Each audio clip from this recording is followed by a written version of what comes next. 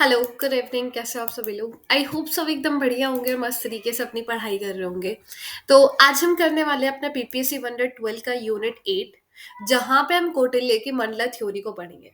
अब कौटिल्य के बारे में हमने काफी कुछ पढ़ लिया था यूनिट 7 के अंदर।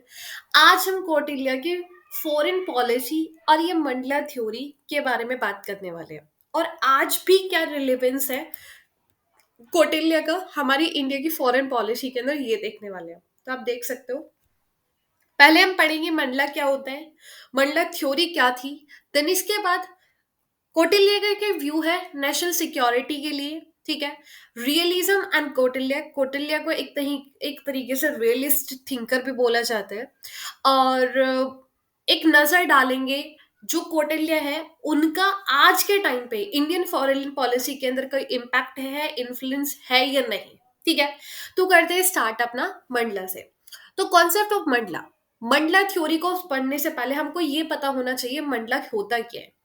तो ये जो मंडला थ्योरी है ये दी है कौटिल्य ने, और इसके बारे में इन्होंने अर्थशास्त्र अपनी बुक के अंदर लिखा हुआ है। मतलब जो ये मंडला थ्योरी है या फिर मंडला जो वर्ड है, ये मैंने खुद से नहीं बनाया है, ये मेरी खुद की थ्योरी नहीं है, ये कौटिल्य ने दी है। ठीक है, जिसको बोलते हैं चाणक्य। और एक और नाम भी था इनका। तीन नाम बताए थे मैंने आपको यूनिट 7 के अंदर, मुझे तीसरा नाम और आपको कमेंट करके बताना है। एक तो नाम इनका कौटिल्य था, ठीक है, दूसरा नाम इनका चाणक्य था, एक और नाम था, वो आपको मुझे कमेंट करके बताना है। ओके, तो मंडला थ्योरी किसने दी है? कौटिल्य ने। और इस थ्योरी के बारे में इन्होंने अपनी अर्थशास्त्र बुक के अंदर डिस्कस किया हुआ है। यहाँ पे बताते हैं इंडिया की स्ट्रैटेजी किसको लेकर, पॉलिटिक्स और इंटरनेशनल रिलेशन को लेकर, कि इंडिया को कौन कौन सी स्ट्रैटेजी और कौन कौन सी स्ट्रैटेजी का यूज करना चाहिए अपनी पॉलिटिक्स के अंदर और अपने दूसरी कंट्रीज के अंदर रिलेशन बनाने के अंदर। अब ये मंडला का मतलब क्या होता है? Mandla means circle. ठीक है, सर्कल होता है ना, एक गोला। ठीक है, तो इस इसका मतलब ये होता है। लेकिन यहाँ पे मंडला वर्ड को एक सर्कल के लिए यूज नहीं कर रहे। इनका कहने का मतलब है मंडला मतलब यहाँ पे आपको डिस्क्राइब कर रहे हैं कि कैसे जो एक राज्य होता है उसको दूसरे राज्य के साथ अपने आप को रिलेट करना है, लोकेशन के बेस पे और पावर के बेस पे। अभी कुछ समझ में आ रहा है कि कोई दिक्कत वाली बात नहीं है। ठीक है, अब ये अपनी बुक के अंदर पहले तो ये बोलते हैं कि भाई सबसे पहले आपको अपने पड़ोसी को जानना है। या तो आपका पड़ोसी दुश्मन हो सकता है या फिर आपका दोस्त हो सकता है। ठीक है, आपने खुद ने भी देखा होगा आपके जो आसपास के पड़ोसी होते हैं, या तो आपके पड़ोसी बहुत अच्छे होंगे या फिर आपके पड़ोसी बहुत बेकार होंगे। ऐसी ही कहानी होती है हर एक स्टेट की, हर एक राज्य की। ठीक है, या तो राज्य का जो नेबर्स होते हैं, जो पड़ोसी होते हैं, वो अच्छे होते हैं या बुरे होते हैं। और ये बात है कि आप अपनी लाइफ में अपने फ्रेंड्स चेंज कर सकते हो लेकिन कभी पड़ोसी नहीं बदल सकते हो, है ना। इंडिया पाकिस्तान से दोस्ती करे या ना करे, ये इंडिया के ऊपर डिपेंड करता है। लेकिन उसको पड़ोसी बनाएगा ही नहीं बनाएगा, ये इंडिया के हाथ में नहीं है ना। पड़ोसी तो पड़ोसी ही रहेगा। तो ऐसी ही है कि पड़ोसी पड़ोसी रहेगा। दोस्ती को आप बदल सकते हो लेकिन पड़ोसी को नहीं बदल सकते हो। तो इसके अंदर ये बता रहे हैं कि देखो भाई, या तो आपका नेबर आपका दुश्मन होगा, ठीक है, वो आपके साथ कॉम्पिटिट करेगा रिसोर्सेज के लिए, या फिर आपका पड़ोसी आपका दोस्त होगा, मित्र होगा। ठीक है, जो बॉर्डर शेयर करेगा और आपके एनिमी से, मतलब आपके दुश्मन से लड़ने में आपकी मदद करेगा। ये रिलेशनशिप डिपेंड करता है ज्योग्राफी और पॉलिटिकल नीड्स के ऊपर। कौटिल्य ने बोला कि पावर ही गोल होना चाहिए हर एक स्टेट को। बस एक ही काम होता है हर एक स्टेट का, अपनी पावर को गेन करना, बढ़ाना और एक्सपेंड करना। जितना आप पावरफुल रहोगे उतना ही आप सरवाइव करोगे। अगर कोई स्टेट पावरफुल नहीं है तो दैट्स मीन कि वो सरवाइव नहीं कर सकते हैं। अब ये पावर आती कहां से है? ये पावर आती है एक इंटेलिजेंसी से, मतलब मंत्रा शक्ति। या तो तुम्हारे यहाँ पे जो किंग है वो अच्छा है, ये किंग के जो एडवाइजर है वो अच्छे हैं, एक अच्छी एडवाइस हो जो स्टेट को चला रही है, या प्लानिंग अच्छी है। इन सब चीजों से आते हैं। दूसरा, फिजिकल स्ट्रेंथ। स्टेट के पास आर्मी स्ट्रांग है, वेल्थ है, पैसा है। ठीक है, इकोनॉमिकली क्या है, स्ट्रांग है स्टेट, तो वो क्या होगी, पावर में रहेगी। तीसरा, उत्साह शक्ति, मोरली, मतलब करेज है, डिटर्मिनेशन है। ये तीन चीजें ऐसी है जिससे हमेशा स्टेट क्या रहेगी, पावरफुल रहेगी। अगर तुम्हारे यहाँ पे राजा को एडवाइस करने वाले लोग अच्छे नहीं है, डिसीजन अच्छा नहीं बन रहा है, गवर्नमेंट की प्लानिंग अच्छी नहीं है, तो कहाँ से तुम्हारा देश बचेगा? तुम्हारी आर्मी नहीं है बिल्कुल भी, तुम्हारे पास इकोनॉमिकली तुम बहुत ज्यादा वीक हो, तो अपने आप ही तुम गिरते चले जाओगे। ठीक है, तो पावर को बनाए रखने के लिए तीन चीजें स्ट्रांग होनी ही चाहिए। ओके, अब आपने बताया कि मंडला थ्योरी को पढ़ने से पहले मंडला क्या होते हैं, मंडला मतलब सर्कल। ठीक है, जैसे आप पोशंपा पोशंपा खेलते थे, उसमें एक गोला बनाते थे फिर खेलते थे, तो वही उसी तरीके का एक सर्कल है। लेकिन यहाँ पे कौटिल्य पोशंपा पोशंपा नहीं खेल रहे हैं। यहाँ पे बता रहे कि आपको एक राज्य को कैसे दूसरे राज्य के साथ या अपने नेबर्स के साथ टेकल करना है। या तो वो आपका दोस्त होगा और दुश्मन होगा। अब ये दोस्त और दुश्मन को समझने के लिए वो ये सर्कल का यूज करते हैं, मंडला थ्योरी का यूज करते हैं।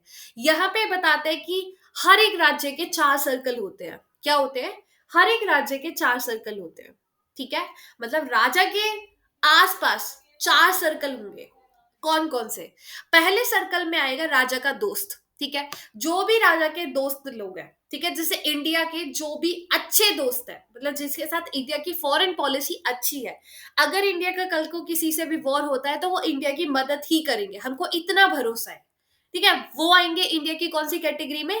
फ्रेंड की कैटेगरी में। ठीक है, या फिर वो आपके दोस्त के दोस्त होंगे। अगर इंडिया का कोई एक अच्छा दोस्त है, जैसे यूएसएसआर, रशिया काफी अच्छा दोस्त है हमारा, कभी धोखा नहीं दिया उसने। रशिया के जो फ्रेंड होंगे, ठीक है, जो रशिया की हेल्प करते हैं, वो भी इनडायरेक्टली क्या होंगे? हमारे दोस्त होंगे। तो पहले सर्कल में कौन आएगा? जो राज्य के स्टेट के दोस्त होंगे, मित्र होंगे, और जो मित्र के मित्र होंगे वो भी आपके इनडायरेक्टली दोस्त बनते हैं। दूसरे सर्कल में आएगा आपका दुश्मन। ठीक है, और दुश्मन का फ्रेंड, मतलब जो आपका दुश्मन है और जो दुश्मन का फ्रेंड है, तो वो भी अपना दुश्मन हुआ। और हमारा दोस्त का दोस्त क्या हुआ? दोस्त हुआ। सेकंड सर्कल में कौन आएगा? आपका एनिमी और एनिमी का दोस्त। तीसरे सर्कल में आएगा ऐसा राज्य है जिसको कोई मतलब नहीं है। ठीक है, ऐसा राज्य है जिसको कोई मतलब नहीं है, आपका वॉर हो, आप किसी के साथ फ्रेंडशिप करो, उसको कोई मतलब ही नहीं है, वो अपना न्यूट्रियल है। ठीक है, वो मध्य मार्ग को क्या कर रहा है, कहीं ना कहीं अप्लाई कर रहा है कि भाई देखो मेरे को कोई मतलब नहीं है, ना मैं आके तुमको वॉर में सपोर्ट करूंगा, ना मैं तुमको कहीं गिराने में हेल्प करूंगा। ठीक है, वो बोलते हैं मेरे को कोई मतलब ही नहीं है, अपने का न्यूट्रल रहने का है। ठीक है, फोर्थ सर्कल में आते हैं डिस्टेंट न्यूट्रल किंगडम, मतलब जो दूर के है। ठीक है, जो दूर के किंगडम है बट वो भी न्यूट्रल है, उनको भी कोई मतलब नहीं है। तो चार तरीके के सर्कल बताए हैं जो हर एक राज्य को समझने चाहिए। पहला तो तुम्हारे कौन कौन से दोस्त हैं, दोस्त को जानना है, और तुम्हारे दोस्त को दोस्त के दोस्त को जानना है, मतलब मित्र के मित्र को जानना है, क्योंकि इनडायरेक्टली वो भी तुम्हारा फ्रेंड बनेगा। ठीक है, पहले सर्कल में वो कैटेगरी आएगी। दूसरे सर्कल में तुम्हारा दुश्मन और दुश्मन का दोस्त आएगा, क्योंकि वो भी तुम्हारा दुश्मन ही होगा। तीसरे कैटेगरी में तुम्हारा न्यूट्रल किंगडम होगा, मतलब जो भी आसपास के तुम्हारे न्यूट्रल किंगडम है, जिनको तुमसे कोई मतलब नहीं है, वो आइसोलेट है, उनको कोई मतलब ही नहीं है, वो बोलते हैं कि देखो हम नहीं पढ़ने वाले इस चक्कर में, ना वॉर में ना पीस में। ठीक है, फोर्थ पे जो दूर के न्यूट्रल किंगडम है, तो चार सर्कल बता दिए। ये चार सर्कल हर एक राजा को हेल्प करते हैं आइडेंटिफाई करने में कि कौन तुम्हारा दुश्मन है, कौन तुम्हारा क्या है, दोस्त है, और कौन न्यूट्रल पार्टी है। ठीक है, मतलब न्यूट्रल पार्टी से तो अपने को कुछ लेना ही नहीं है। अगर हम घाटे में चले गए, वॉर में उनसे हेल्प लेने के लिए गए, वो नहीं देने वाले हेल्प। ठीक है, तो मतलब उनसे भी कोई फायदा नहीं है। दोस्त हेल्प करेगा तो अल्लाह ही समझ में आता है, एनिमी दुश्मन से तो अपने को वो ठोकने के लिए रेडी है, तो उसका भी समझ में आता है। तो इस चार सर्कल से आप समझ सकते हो कि कौन आपका अलै है, कौन एनिमी है, कौन न्यूट्रल पार्टी है। तो इन चार सर्कल के इसलिए उन्होंने यूज किया है। अब कौटिल्य के फॉरेन पॉलिसी के लिए टूल्स कौन कौन से हैं? कौटिल्य बोलता है कि देखो भाई, हर एक राजा को एक स्ट्रैटेजी के ऊपर स्टिक नहीं रहना चाहिए। ठीक है, ये डिपेंड करता है सिचुएशन पे, तुमको मिक्स स्ट्रैटेजीज का यूज करना है। अगर तुम वीक हो, तुमको लग रहा है कि तुम्हारा कंडीशन बहुत बेकार है, तुम्हारा फ्लड आ रहा है, ड्राफ्ट पड़ रहे हैं, तो उस टाइम पे तुम वॉर नहीं कर सकते हो, क्योंकि ऑलरेडी तुम्हारा अंदर का जो सिस्टम है वो खराब है। ठीक है, ऑलरेडी तुम्हारा जो देश है वो अंदर से खोखला हो रखा है, और तुम बाहर लड़ने के लिए जा रहे हो, नहीं चलेगा। तो बोलते हैं जिस टाइम पे तुम स्ट्रांग हो उस टाइम पे तुम वॉर कर सकते हो। तो ये डिपेंड करता है सिचुएशन के ऊपर, इसलिए आपको मिक्स स्ट्रैटेजीज का यूज करना चाहिए। पहली, पीस की सिद्धि वगैरह कराओ। अगर आपको लगता है कि अगर वॉर भी होगा, लड़ाई भी होगी, तो मैं जीतूंगा नहीं, अब जीतूंगा नहीं तो घाटे में ही जाऊंगा, तो इसलिए आपको पीस बना के रखना है। और आपको लगता है कि ये जो स्टेज है ये मेरी कुछ टाइम की है, ठीक है, मतलब अभी तो मैं वीक हूं लेकिन धीरे धीरे मैं स्ट्रांग हो जाऊंगा, तो कुछ टाइम मांगो। एकदम से लड़ने के लिए मत चले जाओ, अपने आप को ग्रो होने दो। और जब ग्रो हो जाओ तब लड़ाई करो, उससे पहले पीस बना के रखना है। अगर आपको लगता है कि आप स्ट्रांग हो, सामने वाले से आप जीत सकते हो वो भी इजीली, तो अटैक कर दो, सीधा फाइट कर दो, फिर सोचो मत, ठीक है, फिर विग्रह कर दो। ओके। तीसरा उन्होंने बोला है, अगर आप देख रहे हो कि सामने वाले जो मतलब दो कंट्री आपस में लड़ाई कर रही है, ठीक है, आपके सामने दो कंट्रीज है वो आपस में लड़ाई कर रही है, या फिर आप भी किसी से लड़ाई कर रहे हो, वो आपके इक्वल है। जैसे कोल्ड वॉर में रशिया को पता था कि अगर वो यूएसए के ऊपर अटैक करेगा तो उसको भी ईंट का जवाब पत्थर से मिलेगा, ठीक है, और यही बात यूएसए को पता थी, तभी उन दोनों ने कभी वॉर नहीं करा। तो इस टाइम पे न्यूट्रल रहने का है, वेट करना है और अपने आप को प्रिपेयर करना है स्ट्रांग बनाने के लिए, वॉर के लिए। मतलब उस टाइम पे न्यूट्रल रहो, कोई लड़ाई झगड़ा करने की जरूरत नहीं है। यूज प्रेशर, आपको अपनी फोर्स का यूज करना है, प्रेशर लगाना है, किसके ऊपर, अपने एनिमी के ऊपर, ये आप कर सकते हो। पांचवा आप क्या कर सकते हो, अलायंस बनाओ। अगर तुमको लगता है तुम्हारा जो एनिमी है वो कॉमन है, मतलब तुम्हारा ही दुश्मन नहीं है, वो दो चार लोगों का भी दुश्मन है, तो मिलकर उसको कूट डालो, ठीक है, उसको मिलकर भून डालो अच्छे से। प्ले बूथ साइड, आपको दोनों साइड से खेलना है। ऐसा नहीं कि सीधा लड़ रहे हो, थोड़ा चालाकी टेक्निक्स को भी यूज करना है, क्लावर टेक्निक्स को भी यूज करना है अगर सिचुएशन बहुत कॉम्प्लेक्स है। तो ये सारी चीजें किसने बताई है, चाणक्य ने बताई है फॉरेन पॉलिसी के अंदर। अब डिप्लोमेसी के कौन कौन से मेथड होते हैं। डिप्लोमेसी के लिए मतलब आपको कैसे रिलेशन हैंडल करने हैं दूसरे स्टेट के साथ। आज भी तुम करंटली देख लो, कुछ ऐसे स्टेट्स हैं जिनके साथ रिलेशन हमारा बहुत अच्छा है, कुछ के साथ में 50% ठीक है और थोड़ा सा बिगड़ा हुआ है, कुछ स्टेट के साथ हमारी 1% नहीं बनती, और कुछ स्टेट ऐसे जिससे बहुत बढ़िया दोस्ती है हमारी। तो आज भी हमको ये सारे डिफरेंसेस दिखते हैं। तो ऐसे ही हमको दूसरे स्टेट से कैसे रिलेशन को हैंडल करना है, इसके लिए डिप्लोमेसी बोलते हैं इसको। इसके लिए कुछ मेथड बताए कौटिल्य ने। उन्होंने बोला है 4 वेज आपको अपनाने हैं रिलेशन को हैंडल करने के लिए। पहला तो सामा। सामा मतलब आपको क्या करना है, प्रोमिस करना है कि यार देख, मैं तेरे साथ नहीं लड़ूंगा, तू मेरे साथ नहीं लड़ेगा, तू मेरा दोस्त मैं तेरा दोस्त, इस तरीके से आपको करने का है। अगर वो प्रोमिस से भी नहीं मान रहा है तो फिर क्या करना है, उसको थोड़ा लालच दो कि यार देखो ये जगह बहुत अच्छी है, मैं तेरा नाम कर दूंगा, ठीक है, थोड़ा सा टेरिटरी उसको दे दो। ये सारी चीजें अगर आपको थोड़ा उसको लालच दोगे ना, वो अपने आप ही तुम्हारे कदमों में पीछे पीछे चला जाएगा। डिवाइड कर डालो, उसका भेद कर डालो, कॉन्फ्लिक्ट क्रिएट करा दो, मतलब जो तुम्हारा दुश्मन है और उसका जो दोस्त है उसके बीच में लड़ाई कर दो। यहाँ से वही कि लंकारी वाला काम कर दो। डन। तुमको लगता है तुम जीत जाओगे, तुम्हारा पैसा इतना नहीं लगेगा, तो वॉर कर डालो। लेकिन लास्ट टाइम पे तुमको लग रहा है ब्राइब से भी नहीं मर रहा है काम, और एनिमी का दोस्त है वो भी नहीं लड़ रहे आपस में, प्रोमिस भी काम नहीं कर रहा है, तो तुमको लास्ट क्या करना है, चौथे वे पे लड़ाई करना है, वॉर पे जाना है। तुमको लग रहा है अपना इंटरेस्ट नहीं चल पा रहा है भाई, इस टाइम पे आप वॉर करना ही पड़ेगा, ठीक है। तो ये पांचवा वे बताया, चौथा वे बताया उन्होंने। ओके। डिप्लोमेट्स का क्या रोल होता है, डिप्लोमेट्स कहीं ना कहीं राजा को रिप्रेजेंट करते हैं, ठीक है, ये पूरा इंटेलिजेंसी गैदर करते हैं, अलायंस बिल्ड करते हैं, तुम्हारा दूसरे देश के साथ कैसा रिलेशन होगा ये डिप्लोमेट्स के ऊपर ही डिपेंड करते हैं, और राजा की रेपुटेशन को बचा के रखते हैं। स्पेसिस ये मतलब पूरा एक सीक्रेट इंफॉर्मेशन इकट्ठा करके रखते हैं कि कौन तुम्हारा दुश्मन है कौन तुम्हारा दोस्त है, वहां जा जाके पूरी निगरानी करके रखते हैं। और ये किस रूप में जाते हैं, ये मर्चेंट मॉन्क ट्रैवलर के रूप में जाते हैं, पूरी इंफॉर्मेशन इकट्ठा करते हैं और कहीं ना कहीं तुम्हारे एनिमी से तुमको बचाते हैं। अब कौटिल्य की जो मंडला थ्योरी है वो क्यों इंपॉर्टेंट है। कौटिल्य की मंडला थ्योरी कहीं ना कहीं हमको बताती है कि कौन कौन सी स्ट्रैटेजीज को आपको अपनाना है अपने इंटरेस्ट को प्रोटेक्ट करने के लिए। इसमें डिप्लोमेसी और इंटेलिजेंसी को काफी इंपॉर्टेंट माना गया है मिलिट्री की स्ट्रेंथ से ज्यादा, ठीक है। मतलब तुमको अपनी डिप्लोमेसी को अच्छा रखना है, तुम्हारा तुमको अपनी इंटेलिजेंसी को अच्छा रखना है, सीधे लड़ने के लिए नहीं चला जाना है। और वॉर को इन्होंने लास्ट ऑप्शन बताया है, जब तुमको लगे कि कुछ काम नहीं चल रहा है तो फिर लड़ाई करके आओ, ठीक है। ये थ्योरी आज भी बहुत इंपॉर्टेंट है, एक्सप्लेन करती है कि कैसे कंट्री को अपने रिलेशन को मैनेज करना है और अपनी पावर को बैलेंस बना के रखना है और अपने इंटरेस्ट को हमेशा सिक्योर करके रखना है। तो ये थी किसकी, कौटिल्य की मंडला थ्योरी। आई होप आप लोगों को समझ में आई होगी। चलो आगे चलते हैं। आगे अब देखते हैं कि कौटिल्य का क्या नजरिया है नेशनल सिक्योरिटी के ऊपर, मतलब एक देश की सिक्योरिटी के ऊपर, कैसे एक राजा अपने आप को बचा सकता है बाहर के अटैक से और देश के अंदर के अटैक से। मतलब एक राजा को तोड़ने के लिए, मतलब एक राज्य को तोड़ने के लिए सिर्फ बाहरी दुश्मन ही होना जरूरी नहीं है, तुम्हारे देश के अंदर भी दुश्मन बैठे हुए हैं। ये बात हमेशा याद रखने का है।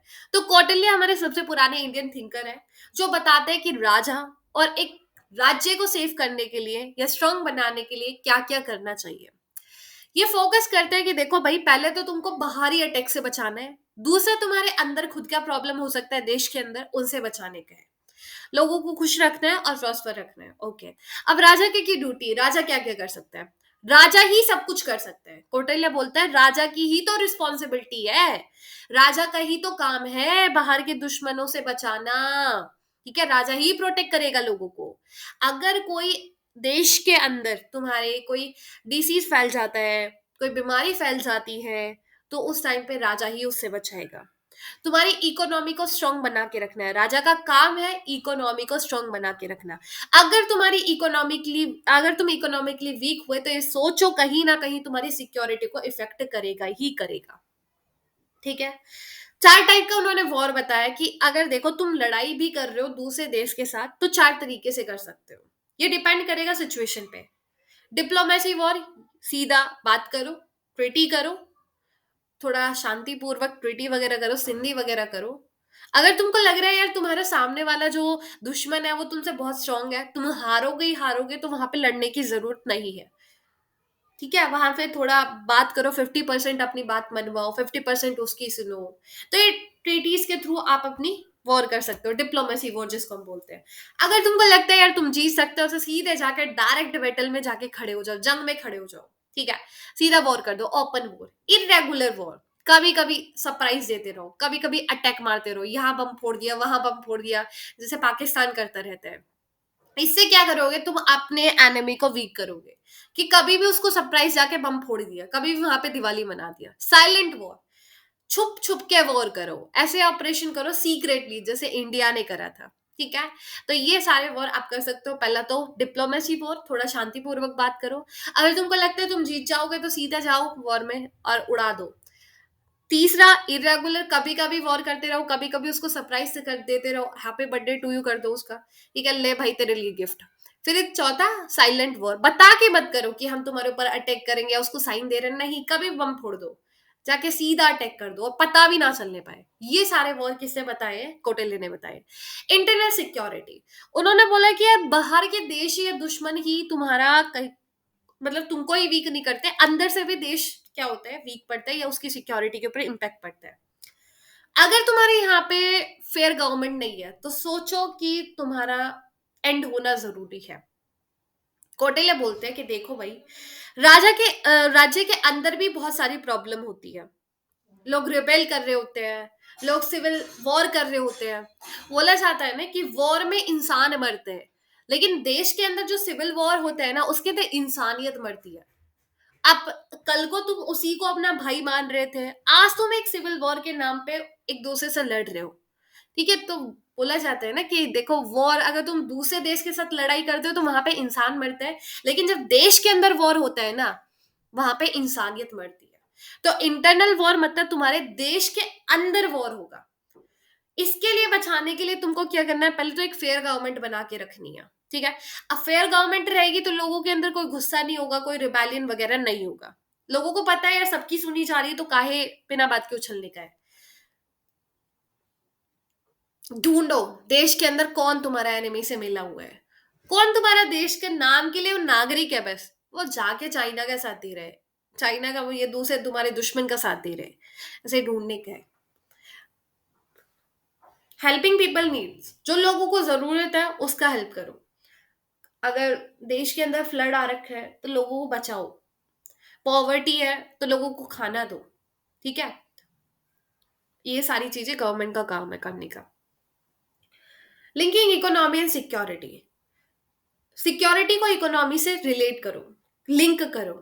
अगर देश की इकोनॉमी बेकार होगी तो ये सोच लो उसकी सिक्योरिटी के ऊपर इम्पैक्ट पड़ेगा। कौटिल्य ने बोला है कि अगर किसी स्टेट की इकोनॉमी स्ट्रांग होगी तो उसकी सिक्योरिटी भी स्ट्रांग होगी। ठीक है, उसकी सिक्योरिटी पर कोई इम्पैक्ट नहीं पड़े। तुम्हारी स्ट्रांग इकोनॉमी बहुत जरूरी है सिक्योरिटी के लिए। आज इंडिया का जीडीपी बढ़ रहा है, लेकिन अगर और बढ़ता गया है तो हमारी सिक्योरिटी बढ़िया रहेगी, सिक्योर रहेगा। लेकिन तुम्हारा ही भाई इकोनॉमी बेकार है तो गए तुम। गुड इकोनॉमी मतलब टैक्स ज्यादा मिलेगा डिफेंस के लिए और पब्लिक सर्विसेज के लिए। अब राज्यों को क्या करना चाहिए? राज्यों को फूड स्टोरेज वगैरह बनाना चाहिए। कोई फैमाइन वगैरह पड़ गया तो उस टाइम पे लोगों को बचा सके, लोगों के लिए वेलफेयर प्रोग्राम वगैरह लेकर आने चाहिए जिससे लोग खुश रहे। पांचवा, कौटिल्य ने बताया peace prosperity and security. Kautilya बोलता है योगा सीमा एक आइडिया देता है कि एक किंगडम को क्या क्या करना चाहिए। पहले तो शांति बना के रखना चाहिए, कोई बाहर कोई कॉन्फ्लिक्ट नहीं, देश के अंदर कोई कॉन्फ्लिक्ट नहीं, शांति है। प्रॉस्पेरिटी, लोगों को जॉब दे, एम्प्लॉयमेंट दे, रोजगार दे, खाने के लिए उनको खाना दे, सिक्योरिटी दे। ठीक है, गवर्नमेंट का काम है एनिमी और डिजास्टर से बचाए। अब ये राजा कैसे कर सकते हैं?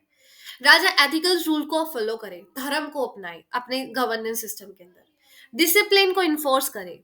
अगर उनको लग रहा है कि कोई लॉ ऑर्डर में नहीं रह रहा है तो भाई पनिश करो उसे, लॉ ऑर्डर अच्छे से इम्प्लीमेंट करे।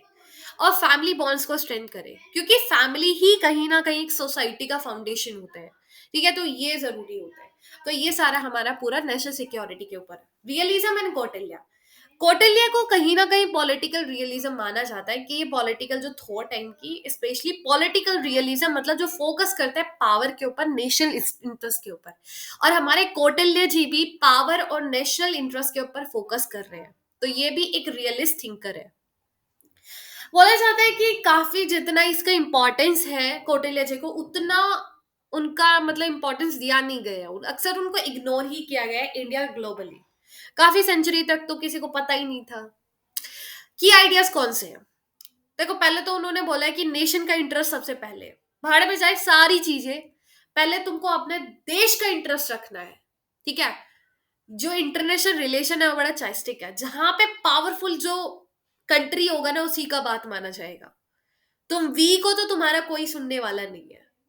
अपना इन्फ्लुएंस बढ़ाओ, और वो कैसे होगा? जब तुम अपना खुद का अपने आप को स्ट्रांग बना के रखोगे। तुम पावरफुल नेशन हो तो तुम्हारा सुनेगा भी कोई। तो पावर ही सबसे ऊपर है। ठीक है, पावर ही सेंटर है। तुम अपने इंटरेस्ट को जब ही बचा पाओगे जब तुम पावरफुल होगे, इनसाइड भी और आउटसाइड भी। यूनिक फीचर ऑफ अर्थशास्त्र। अर्थशास्त्र के अंदर यूनिक फीचर्स का यूज किया गया है कि देखो भाई, पहले तो आपको क्या करना है, अपने एनिमीज से डील कैसे करना है। चार मेथड बताए, चार उपास्य। शाम, दाम, दंड, भेद। शाम मतलब प्यार से बनाओ उसको, बात करो। दाम, गिफ्ट दो उसे, गिफ्ट दो उसे। ठीक है। दंड, सीधा अटैक वगैरह करो। भेद, डिवाइड एंड रूल की पॉलिसी को अपनाओ। ठीक है, तो ये सारी चीजें आप कर सकते हो, और जो कि आज भी मॉडर्न आइडिया के अंदर यूज किया जाता है। धर्म का रोल कौटिल्य ने बात किया है, धर्म की बात करिए, मोरलिटी की बात करिए। यहाँ पे सिर्फ पावर के ऊपर ही फोकस नहीं कर रहे हैं, बोल रहे हैं धर्म को भी गवर्नेंस के अंदर लेकर आओ, एक राइटियस पाथ, एक एथिक्स के ऊपर फोकस करो। अक्सर जो वेस्टर्न इंटरप्रिटेशन हुई है अर्थशास्त्र के ऊपर, वो फोकस करती है पावर फोकस, मतलब पावर के ऊपर ज्यादा ध्यान दिया उन्होंने। लेकिन उन्होंने मोरल साइड को हमेशा इग्नोर किया हुआ है, इसलिए जो अर्थशास्त्र का व्यू है उसको लिमिटेड दिखा दिया जाता है। तो कौटिल्य और जिनकी बुक द अर्थशास्त्र है, ये एक एडवांस एग्जाम्पल है और पुराना एग्जाम्पल है पॉलिटिकल रियलिज्म का, जहां पे आप फोकस करते हो पावर पॉलिटिक्स के ऊपर। ठीक है, नेशन के इंटरेस्ट के ऊपर, और ये प्रैक्टिकली और एथिक्स के साथ बैलेंस करते हैं। ठीक है, तो ये टाइमलेस लेसन ऑफर करते हैं आपको पावर, गवर्नेंस, डिप्लोमेसी को लेकर, जो कि आज भी इसकी रिलेवेंस है। आगे चलते हैं, थोड़ा सा नजरिया डाल लेते हैं कि इंडिया के अंदर फॉरेन पॉलिसी के अंदर करंटली अर्थशास्त्र का कोई इन्फ्लुएंस है या नहीं है। तो हम बात करते हैं हमारे पहले प्राइम मिनिस्टर जवाहरलाल नेहरू जी। वो आइडियलिस्ट थे। ठीक है, वो आइडियलिज्म को ज्यादा मानते थे। उस टाइम पे उनका कहना था कि एंटी कॉलोनिज्म बन के रहना है, मतलब जो देश अपने आप को इंडिपेंडेंट करना चाह रहा है दूसरे देशों से, कॉलोनिज्म से, उनका साथ देना है। ठीक है, उनको सपोर्ट करना है क्योंकि इंडिपेंडेंस को ज्यादा मानते थे। एंटी कॉलोनिस्ट बन के रखो। उन नेशन को फ्रीडम दिलाने में हेल्प करना है, सपोर्ट करना है जो कॉलोनियल रूल से बचना चाहते हैं। नॉन अलाइन, किसी के साथ कोई ग्रुपिंग वगैरह मत करो। उस टाइम पे कोल्ड वॉर चल रहा था 1945 से लेकर 1992 तक, जहां पे पूरा देश क्या, पूरा वर्ल्ड यूएसए और यूएसएसआर दो हिस्सों में बंट चुका था। उस टाइम पे इंडिया के अंदर नेहरू जी ने बोला कि देखो भाई, हमको किसी का पार्ट नहीं बना। अभी तो जैसे तैसे हम ब्रिटेन से दूर हुए, अब हम किसी के ग्रुपिंग में क्यों जाए। तो उन्होंने बोला कि हमको किसी भी पावर ब्लॉक में नहीं ज्वाइन करना है। पंचशील एग्रीमेंट हुआ, जहां पे हमने 5 प्रिंसिपल रखे पीसफुल के लिए, कि हम ऐसे पीसफुल बना के रखेंगे, मतलब पीस बना के रखेंगे। ये पंचशील एग्रीमेंट चाइना के साथ किया गया था 1954 के अंदर, जहां पे पहला इसके अंदर प्रिंसिपल था कि देखो भाई, चाइना और इंडिया दोनों एक दूसरे का रिस्पेक्ट करेगा, कोई भी किसी की टेरिटरी के ऊपर कब्जा नहीं करेगा, इंटीग्रिटी को बना के रखेंगे और सॉवरेन रहेंगे। मतलब वो हमारे डिसीजन, कोई भी डिसीजन के अंदर टांग नहीं अड़ाएगा और हम उसके डिसीजन के अंदर टांग नहीं अड़ाएंगे। वो अपना काम अपने आप संभाले, वो अपने डिसीजन खुद ले, हम खुद लेंगे। और कोई एक दूसरे के इंटरनल मामले में इंटरफेयर नहीं करेगा। इंडिया के अंदर कुछ भी चल रहा है, चाइना को कोई मतलब नहीं है। चाइना के अंदर कुछ भी चल रहा है, इंडिया कभी इंटरफेयर नहीं करेगा। ठीक है, बाहर के मैटर में देख सकते हैं, लेकिन इंटरनल मैटर में नहीं। ठीक है, एग्रीगेशन नहीं रहेगा, मतलब कोई एकदम से एग्रीगेशन नहीं करेगा, और पीस बना के रखेंगे दोनों। म्यूचुअल बेनिफिट होगा दोनों का इक्वली। ये सारी चीजें हमने पंचशील एग्रीमेंट के अंदर बात किया, लेकिन हुआ क्या? हुआ क्या?